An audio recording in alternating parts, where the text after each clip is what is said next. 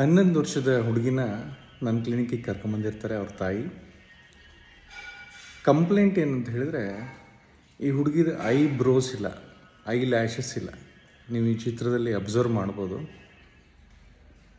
ನೋಡಿದ್ರಾ? ಐಬ್ರೋಸ್ ಮತ್ತು I lashes ಎರಡೂ ಇಲ್ಲ.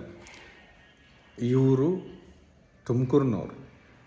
ಅಲ್ಲಿ 2-3 ಜನ ಡಾಕ್ಟರ್ಸ್ಗಳಿಗೆ ತೋರಿಸಿದ್ದಾರೆ, ಸಾಕಷ್ಟು ಪರೀಕ್ಷೆಗಳನ್ನ ಮಾಡಿಸಿದ್ದಾರೆ, ಮೆಡಿಸಿನ್ಸ್ ಕೊಟ್ಟಿದ್ದಾರೆ. ಆದರೂ 1 ವರ್ಷದಿಂದ ಹುಬ್ಬು ವಾಪಸ್ ಬಂದಿಲ್ಲ, ಕಣ್ಣಿನ ರೆಪ್ಪೆ ಕೂಡ ವಾಪಸ್ ಮತ್ತೆ ಬಂದಿಲ್ಲ. ಸೊ ನಾನು ಪರೀಕ್ಷೆ ಮಾಡಿ ನೋಡಿದಾಗ ಕಂಪ್ಲೀಟ್ ಖಾಲಿ ಇತ್ತು, ಕಣ್ಣಿನ ಹುಬ್ಬು ಇಲ್ಲ ಮತ್ತು ಕಣ್ಣಿನ ರೆಪ್ಪೆಗಳು ಐಲ್ಯಾಶಸ್ಗಳು ಇಲ್ಲ. ಸೊ ಹಾಗೆ ಆ ಹುಡುಗಿನ ಹೊರಗಡೆ ಕಳಿಸಿ ಫಸ್ಟ್ ಅವ್ರ ತಾಯಿ ಹತ್ರ ಮಾತಾಡಿದೆ, ಅವರ ಮನೆಯ ಪರಿಸ್ಥಿತಿನ ಕೇಳಿಕೊಂಡೆ.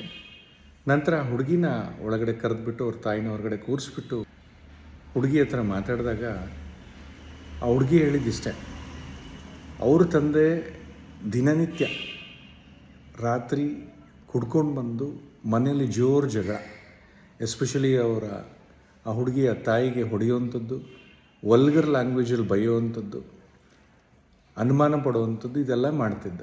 ಇದು ನಿರಂತರವಾಗಿ 4-5 ವರ್ಷಗಳಲ್ಲಿ ಈ ಹುಡುಗಿ ನೋಡ್ತಾನೇ ಇದ್ಲು. ಮನೇಲಿ 3 ಜನ ಇದ್ದಿದ್ದು. ಯಾವಾಗ ಹುಡುಗಿಗೆ ಮನಸ್ಸಿನ ಆತಂಕ ಜೋರಾಗ್ತಿತ್ತು, ಇವಳೇನು ಮಾಡ್ತಿದ್ಲು, ಆ ಕಣ್ಣಿನ ರೆಪ್ಪೆ, ಆ ಕೂದಲನ್ನ ಪ್ಲಕ್ ಮಾಡ್ತಿದ್ಲು, ಪ್ಲಕ್ ಮಾಡಿ ಕಿತ್ಬಿಡ್ತಿದ್ಲು. ಅದೇ ಥರ ಐಬ್ರೋಸ್ಗಳ್ನ ಕೂಡ ಕಿತ್ತುತ್ತಿದ್ಲು. ಇದಕ್ಕೆ ನಾವು ಟ್ರಿಕೋಟಿಲ್ಲೋ ಮ್ಯಾನಿ ಅಂತಿರ್ತೀವಿ. ಇದು ಒಂದು ವಿಚಿತ್ರ ಆದರೆ ಸಿಂಪಲ್ ಸಮಸ್ಯೆ ಆಗಿರುತ್ತೆ. ಸೊ ಇದು ಮಾಡ್ಕೊಂಡಾಗ ಅವಳಿಗೆ ಸಮಾಧಾನ. ಟೆನ್ಷನ್ ಹೆಂಗಪ್ಪ ಕಡಿಮೆ ಮಾಡ್ಕೊಳೋದು? ಮಕ್ಕಳಲ್ಲಿ ಇದು ಸರ್ವೇ ಸಾಮಾನ್ಯ ನೋಡಿ. ದೊಡ್ಡವರಾದರೆ ಗಾಬರಿ, ಸಂಕಟ, ಸಮಸ್ಯೆ ಆಗಿ ಸರಿ ಮಾಡ್ಕೊಂಡ್ಬಿಡ್ತೀವಿ. ಆದರೆ ಸಣ್ಣ ಮಕ್ಕಳು ಏನು ಮಾಡಬೇಕು? ಇದು ಒಂದು 2-3% ಪಾಪ್ಯುಲೇಷನಲ್ಲಿ ಬರುವಂಥ ಒಂದು ಸಾಮಾನ್ಯವಾದ ಹೆಣ್ಮಕ್ಳಲ್ಲಿ ಬರೆಯುವಂಥ ಒಂದು ಸಾಮಾನ್ಯ ಸಮಸ್ಯೆ. ಕೊನೆಗೆ ಯಾವಾಗ ಅವರ ತಂದೆ ತಾಯಿ ಕರೆಸಿ ಇದರ ಬಗ್ಗೆ ಹೇಳಿದ್ವಿ, ಕೌನ್ಸಿಲಿಂಗ್ ಮಾಡಿದ್ವಿ, ಹುಡುಗಿಗೆ ಮತ್ತೆ ಕೂದಲು ಬರ್ತಾಯಿದೆ, ಆ ಹುಡುಗಿ ಚೆನ್ನಾಗಿದ್ದಾಳೆ.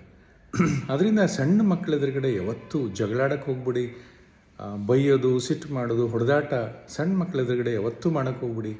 ಬೇರೆ ಬೇರೆ ರೂಪದಲ್ಲಿ ಮಾನಸಿಕ ಸಮಸ್ಯೆಗಳು ಕಂಡು ಬರ್ತವೆ.